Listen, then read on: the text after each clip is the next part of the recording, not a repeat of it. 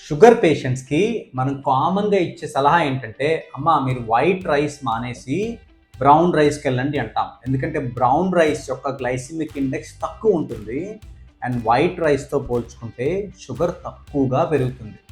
కానీ brown rice వాడేటప్పుడు కామన్గా పేషెంట్స్ 3 కంప్లైంట్స్ చెప్తారు.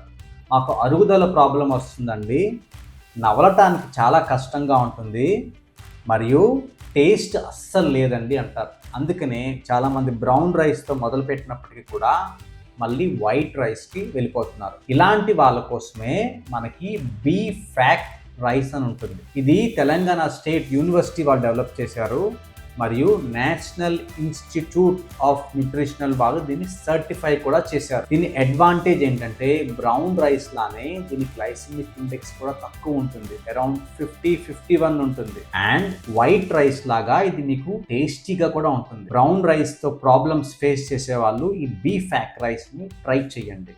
Thank you.